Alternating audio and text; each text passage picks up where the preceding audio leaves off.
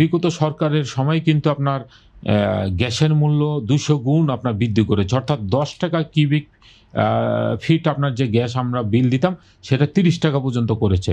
ওইখানেও কিন্তু উৎপাদন ব্যয় কিন্তু আজকে ২-৩ বছর যাবৎ বৃদ্ধি পেয়েছে। তারপরে আবার আপনার ১লা জুন থেকে আপনার বিদ্যুতের দাম বৃদ্ধি করবে সরকার। এইখানে কিন্তু আমরা যে বিদ্যুতের নিরবিচ্ছিন্ন বিদ্যুৎ অর্থাৎ সিমিংলেস ইলেকট্রিসিটি আমরা চাই।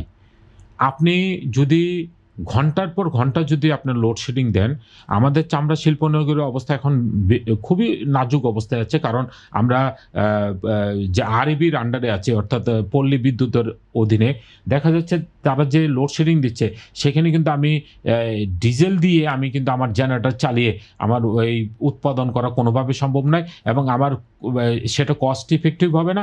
আমার ওভারহেড কস্ট কিন্তু দিন, দিন বাড়ছে। সুতরাং আমি মনে করি যে আবার যদি বিদ্যুতের দাম বাড়ানো হয় এবং আপনার এইভাবে যদি কোয়ালিটি ইলেকট্রিসিটি যদি আমরা না পাই, তাহলে কিন্তু আমার ওই প্রোডাকশনের আমার হ্যাম্পার হচ্ছে এবং আমার কোয়ালিটি প্রোডাকশন আমি তৈরি করতে পারছি না।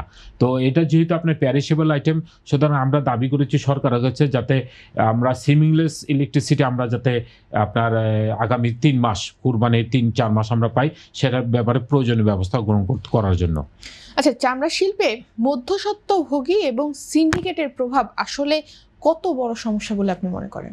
দেখুন এইখানে যে ঈদুল আজহাতে যে আপনার ১,৫-২ হাজার কোটি টাকার ব্যবসা হয়, সেখানে কিন্তু আমাদের ব্যাংক লোন কিন্তু আমরা খুব একটা পাই না।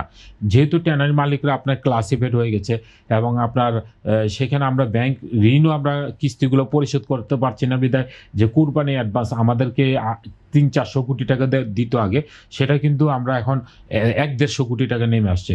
সুতরাং এই যে মৌসুমী ব্যবসায়ীদের যে আপনার যে বিনিয়োগ, এটা কিন্তু একটা বড় ফ্যাক্টর।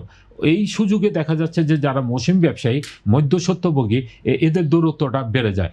দেখা যায় যে তারা এই চামড়াগুলো আপনার গ্রাসরুট লেভেল থেকে সংগ্রহ করে নিয়ে এসে তারা কিন্তু আপনার অধিক মূল্যে আমাদের কাছে বিক্রি করছে পরবর্তীতে। তো তারা কিন্তু একটা বড় বেনিফিশিয়ারি এইখানে।